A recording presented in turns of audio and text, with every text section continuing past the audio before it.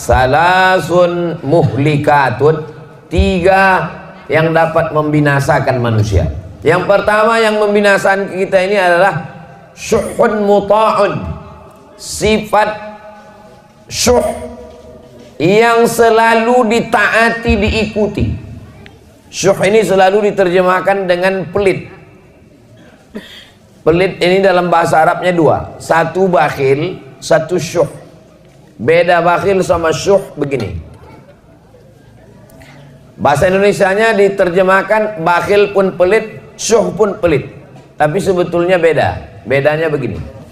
Misalnya kita pulang dari masjid ini, jalan ke tempat lontong sayur. Misal kita pun makan. Pas giliran membayar, saya keluarkanlah duit. Berapa harga lontong sayur di Air Joman? 10.000. Sebetulnya 10, tapi kan udah lama kenal 6.000 lah. Nah, kan? Saya keluarkanlah duit 6.000. Saya bilang, Bu, berapa Bu? Kata ibu itu semuanya 60 Pak, karena kalian 10 orang. Saya keluarkan 6.000. Saya bayar yang punya saya aja. Tak mau duit saya itu meleleh ke orang lain. Itu namanya bakhil. Apa namanya? Bakhil. Kalau duit itu hanya untuk dia saja, itu namanya orang ini bakhil.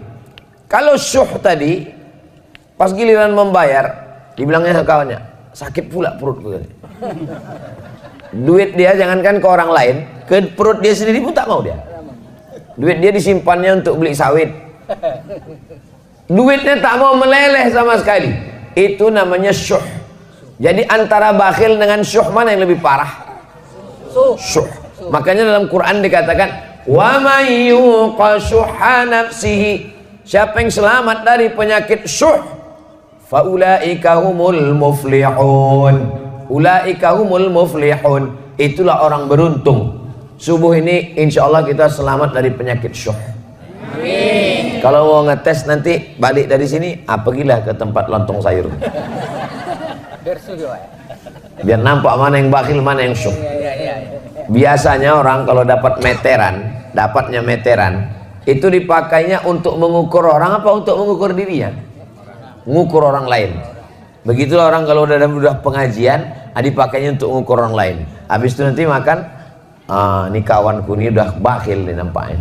Kawan ini syuh. Kalau kita tidak, kita kalau dapat ilmu itu untuk mengukur diri kita tidak bakhil, kita tidak syuh. Insya Allah kita termasuk orang-orang yang dermawan, insya Allah. Amin. Makanya ada orang dikasihnya nama anaknya, siapa nama anak kau itu? Dermawan.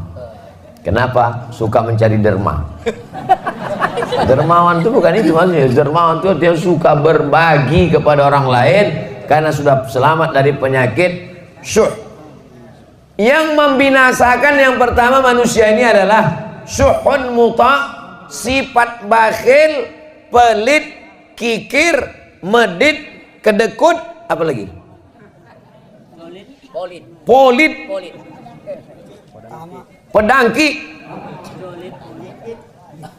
Yang dipeturutkan manusia ini makin tua makin pelit atau makin dermawan? Mengaku orangnya. Manusia ini kata orang, ibu kenapa tak bersedekah Bu? Nantilah Pak Ustadz, anakku masih sekolah. Nanti kalau udah tamat anak ini sekolah, insya Allah begitu tamat anak sekolah makin pelit. Kenapa? Anak kuliah pula, biaya makin mahal. Semester belum dibayar.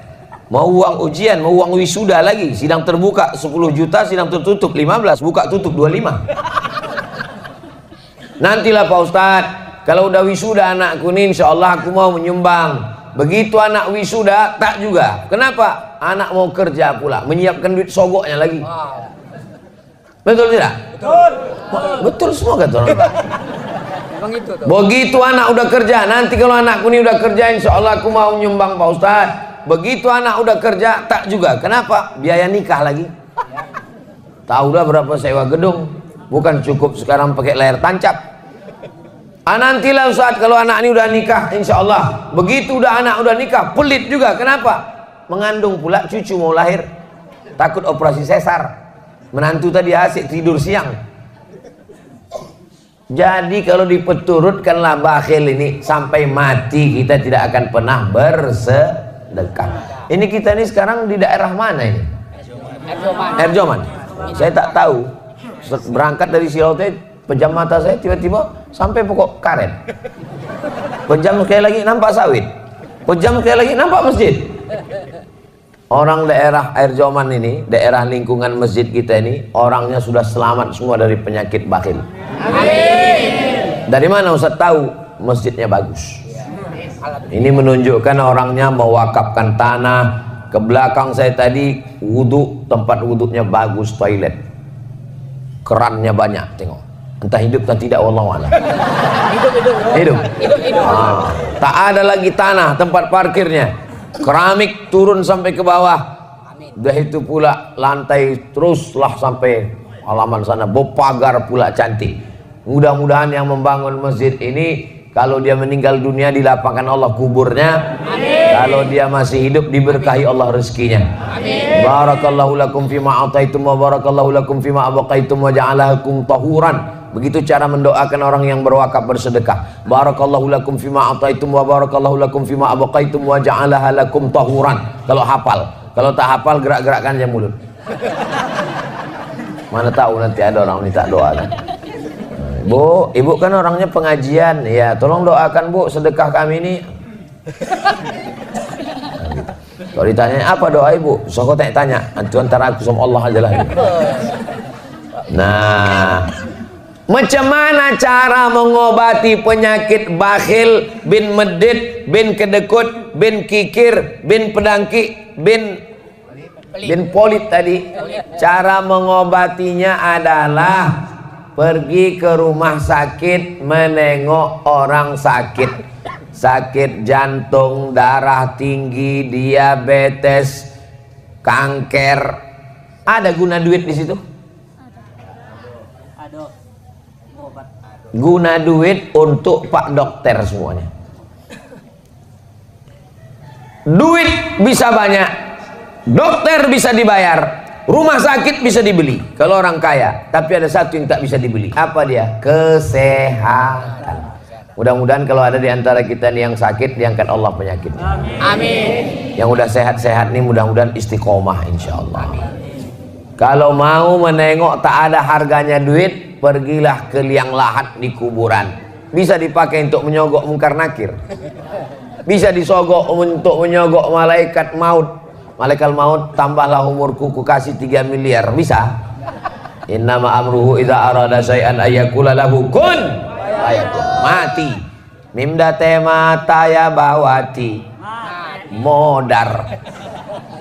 Bapak Ibu yang dimuliakan Allah Subhanahu wa taala, inilah dia yang disebut dengan bakhil, pelit, syuh yang diperturutkan tadi. Kalau diperturutkan bakhil ini memang orang tidak akan pernah mau berzakat. Siapa yang penghasilannya 1 tahun 85 gram emas, maka zakatnya 2,5%. 85 gram emas itu berapa tuh Pak Ustadz? 1 gram emas 1 juta. Sebetulnya udah naik 1.200.000, tapi karena kita udah lama kenal 1 juta aja lah. Tak pala banyak kali. 85 gram kali 1 juta berarti 85 juta. Siapa di antara bapak ibu ini yang penghasilannya 85 juta di total setahun, maka keluar zakatnya 2,5%. Kalau ditengok dari gayanya, orang ini penghasilannya seminim-minimnya 100 juta ini. Amin. Dari bunyi mengaminkannya aja pun tak yakin. Amin. Amin Pak Ustaz. Orang yang takut nyebut amin itu 2 kemungkinan. Pertama, karena takut ragu. Yang kedua, takut dicatat Bawaslu. Saya pun hati-hati juga ceramah ini sekarang. Udah diawasi Bawaslu, tak boleh. Ustaz jangan sebut partai, tak ada aku sebut partai. Ustaz jangan sebut nomor, tak ada aku sebut nomor. Ustaz jangan sebut capres, tak ada aku sebut. Ustaz tak boleh sebut nama, tak ada sebut. Cuman ku bilang, yang tidur di rumahku kemarin Nah, itu pun kena tegur juga. Tak boleh sebut-sebut calon presiden yang tidur di rumah Ustaz. Tahu yang tidur di rumahku kemarin? Tahu. Tak boleh sebut itu. Yang boleh sebut lagi. Kalau bersebut tak boleh bersuara. Payah kali ceramah sekarang. Lama-lama nanti keluar peraturan ceramah mesti pakai isyarat. Bapak Ibu yang dimuliakan Allah Subhanahu wa taala, maka keluarkan zakat 2,5%. Kalau 100 juta zakatnya 2,5%, berapakah zakat dari 100 juta? 2,5 juta. Jadi kalau ada tabungan Bapak Ibu setahun 2023 kemarin dapatlah 1 miliar. Amin. Berapalah zakatnya? 2.500.000 kalau 100 juta. Kalau 1 miliar 25 juta. Ada orang dibayarnya lah zakatnya 100 juta. Ustadz, saya bayar zakat saya 100 juta. Kalau 100 juta zakat dia, berarti pendapatannya tahun itu memang kalau belum sarapan nih Pak yang ngitung-ngitung memang. Kalau Tuan pergi ke Medan, hati-hati digigit belatung. Kalau awak belum sarapan, memang payah menghitung-hitung. Kalau ada orang membayar zakat 100 juta, itu berarti duitnya 4 miliar.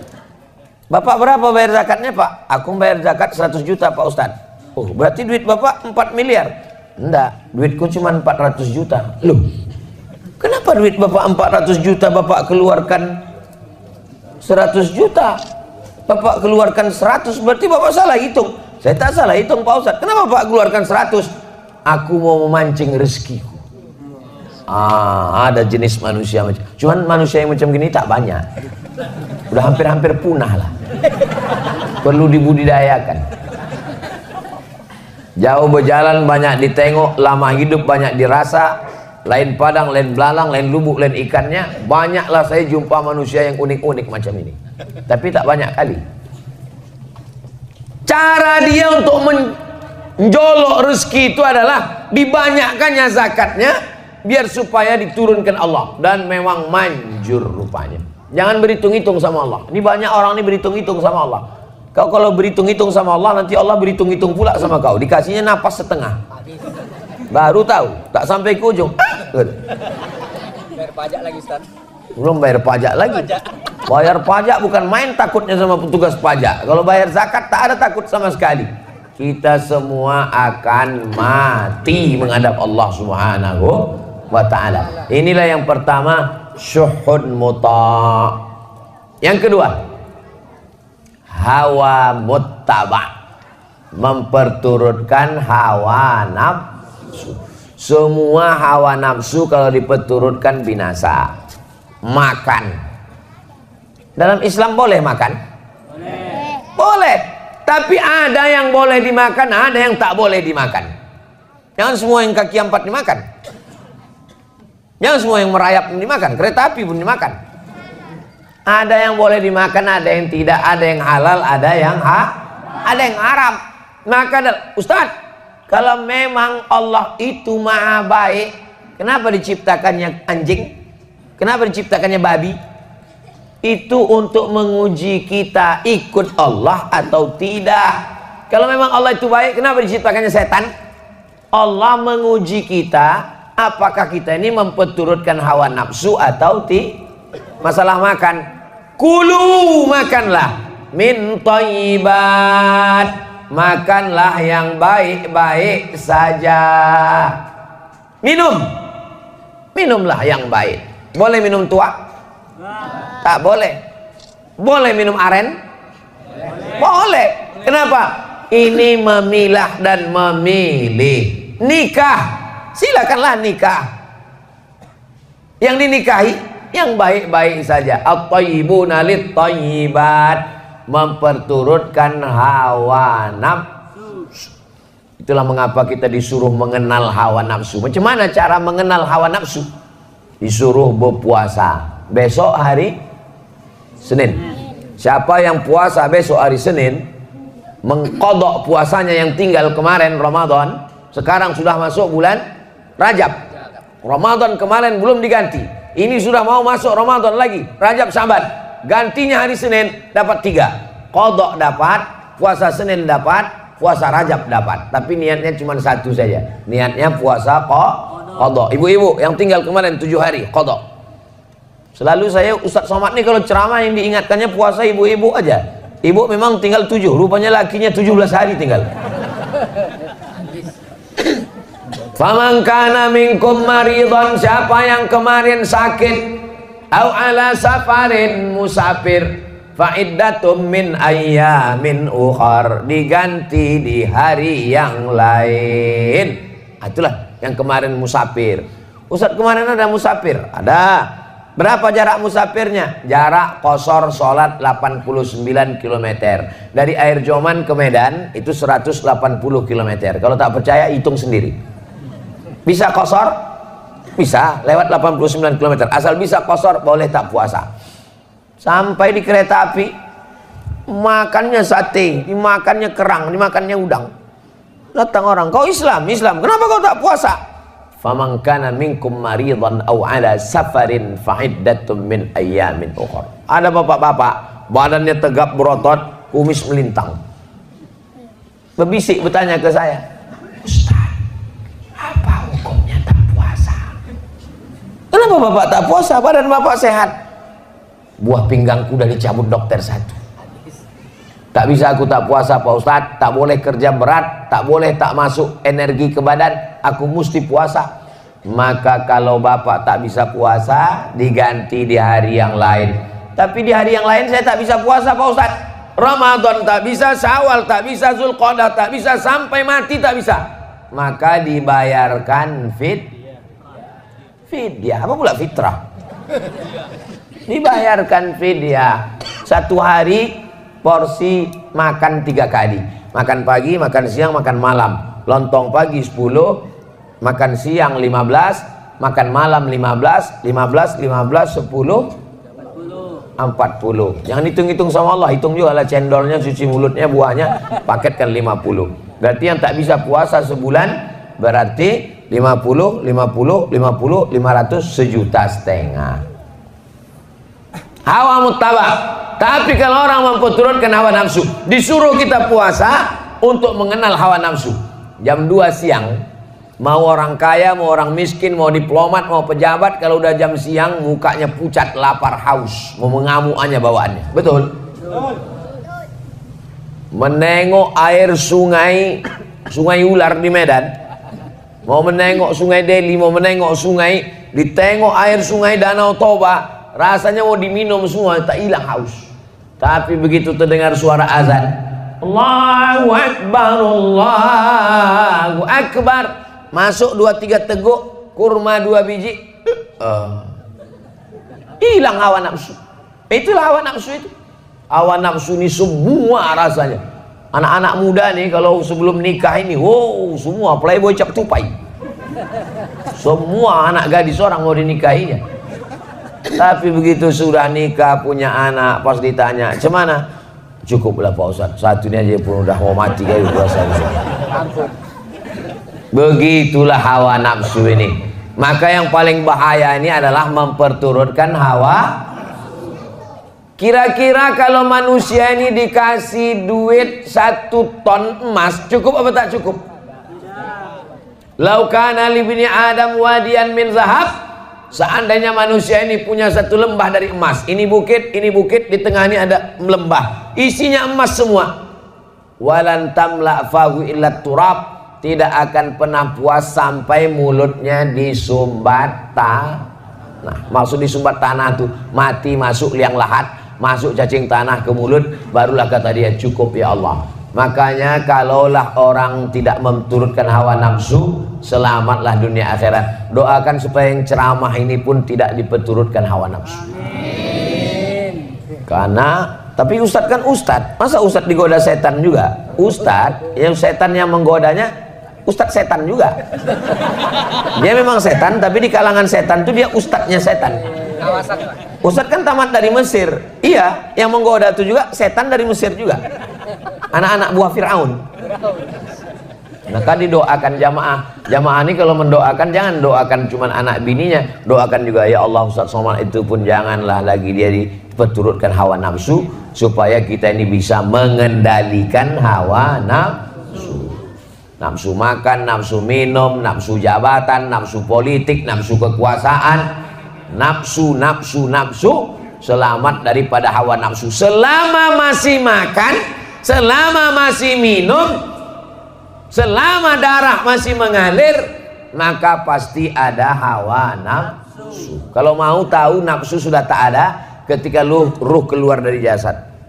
Bapak Ibu pernah tak menengok, waktu nengok jenazah pas buka, tiba-tiba jenazah itu bilang, ada tak lontong sayur? Katanya.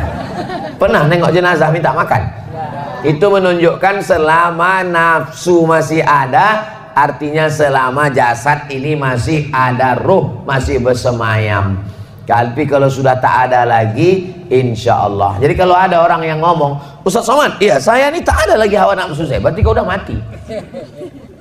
Kita ini semua ada hawa nafsu, cuman bedanya ada yang mempeturutkan hawa nafsu, ada yang bisa melawan hawa nafsu.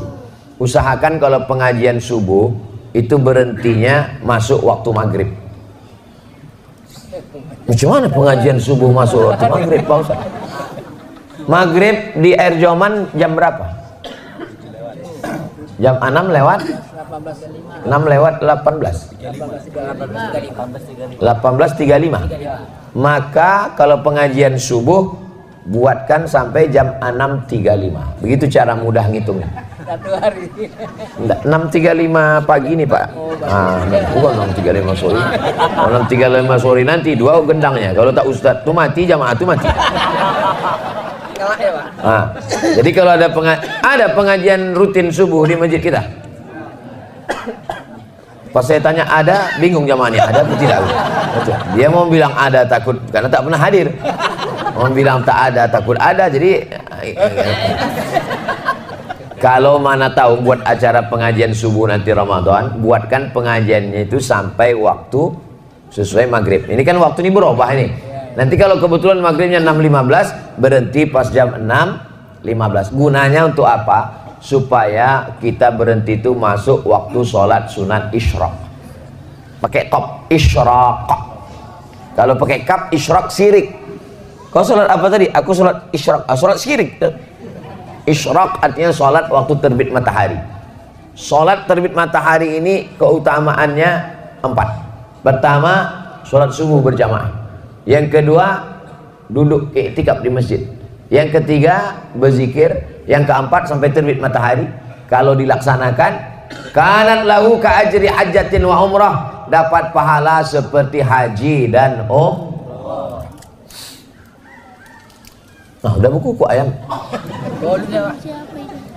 Pertama, bakhil. Yang kedua, memperturutkan hawa nafsu. Yang terakhir, yang ketiga. Kami perhatikan Ustadz Somad dari semalam ceramahnya di Silau Laut, di Air Joman, nanti di Tanjung Balai, 3 terus. Kenapa 3? Karena Kak Nur Aini ini nomor 3.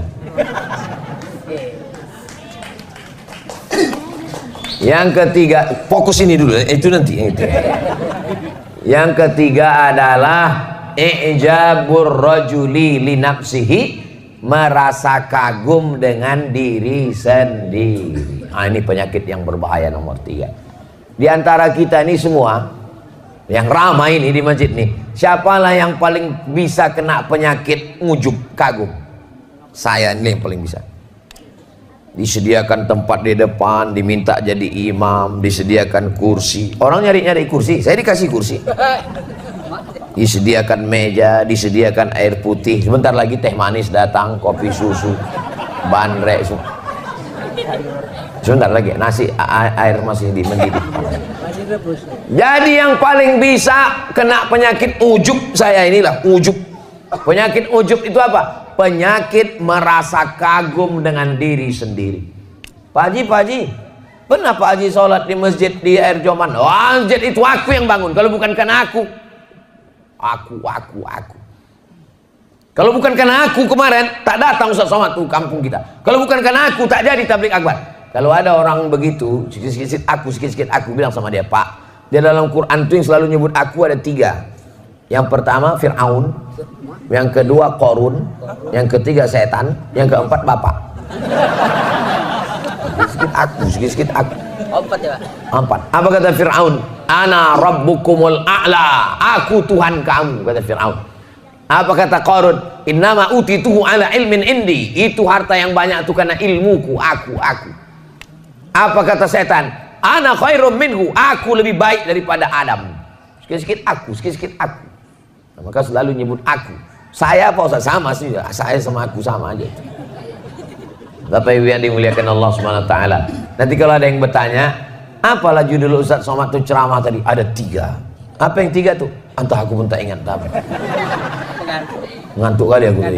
Ustaz tuh kadang-kadang nampak aku 3. Yang pertama adalah bakhil. Yang kedua memperturutkan hawa nafsu. Yang ketiga merasa kagum dengan diri sendiri. 3 itu jangan lupa. 3 yang ini dan 3 nanti tanggal 14 Februari. Saya ini Abdul Somad berdakwah dengan ceramah, mengajar di kampus-kampus. Tapi ada dakwah yang lebih paten lagi, berdakwah di parlemen, di kantor DPR Kabupaten Asahan. Berdakwah di situ. Kenapa? Guru mengaji. Guru mengaji, fakir miskin, anak yatim, penggali kubur. Siapa yang ngasih bantuan? Yayasan Wakaf Hajah Rohana berbagi. Cuman sanggup mengasih 300 paket sebulan. Kami tak ada duit. Tapi kalau kita dengan kekuasaan, dibuatkan Perda Kabupaten Asahan, penggali kubur, guru mengaji, diberi santunan dari APBD. Bisa apa tak bisa?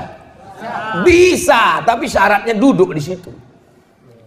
Ustadz kalau gitu jangan ceramah lah di masjid, duduklah Ustadz di situ. Kalau aku duduk di situ, aku tak bisa ceramah lagi keliling. Aku mesti keliling. Aku ini bukan Ustadz ece-ece. Oke. Kalau aku duduk, jangan tepuk tangan, ini masih banyak lagi. Kalau duduklah aku di DPR itu. Aku mau ceramah ke Brunei Darussalam. Aku jadwalku ke Brunei setahun 2 kali, ke Sabah sekali. Aku profesor di University Islam Sultan Syarif Ali, profesor lagi di University Malaysia Sabah, profesor lagi baru diminta kemarin di University Malaka. Macam mana aku mau ceramah? Nah, maka aku tanyalah saudaraku, kakakku, ku tanya, siapa di antara kalian yang siap? Kalau siap nanti ku dukung, ku kampanyekan. Kata Kak Ani, aku siap, kata dia. Secara pendidikan dia S2, SH, MH. Siap kakak nanti? Siap. Nah, insya Allah nanti aku keliling 3 kecamatan. Kecamatan mana aja? Kecamatan Silolaut, Kecamatan Air Joman, Kecamatan mana lagi Kak? Tanjung Balai. Oke, kita mainkan nanti keliling. Siapkanlah, saya bilang. Nah, inilah saya datang nih keliling menyiap. Kira-kira jamaah mau tak memilih yang saya pilih ini? Dari bunyinya macam tak mau. Kami memang tak ada duit. Karena ini berjihad kita ini. Nanti kalau datang sampai tanggal 14 nih orang yang ngambil duit, ambil duitnya, tapi milihnya tetap pilih Kak Nur Aini. Setuju? Cocok? Alhamdulillah. Saya ini kan yang mau dipilih ini 5 ini. DPRD Asahan, DPRD Sumatera Utara, DPR RI, DPD, Presiden Wakil Presiden. Saya tidak semuanya ada 5 nih, tak ada. Yang ada cuman DPRD Asahan. Itulah Kak Nur Aini. Omak saya sama omak dia adik beradik kandung. Omak saya namanya Hajah Rohana, omak dia namanya Uwa Hajah Jareah, anak Siti Aminah. Siti Aminah nih anak Syekh Abdurrahman Syekh Silau Laut. Mana tahu nanti ditanya orang, apa hubungan Bu Nur Aini itu sama Ustaz Somad? Omak dia dengan omak Ustaz Somad, omak-omak. Jadi saudara macam mana lah saya? Sepupu. Kata-katanya itu masih ada keluarga Syekh Silau. Iya masih. Macam mana? Entahlah.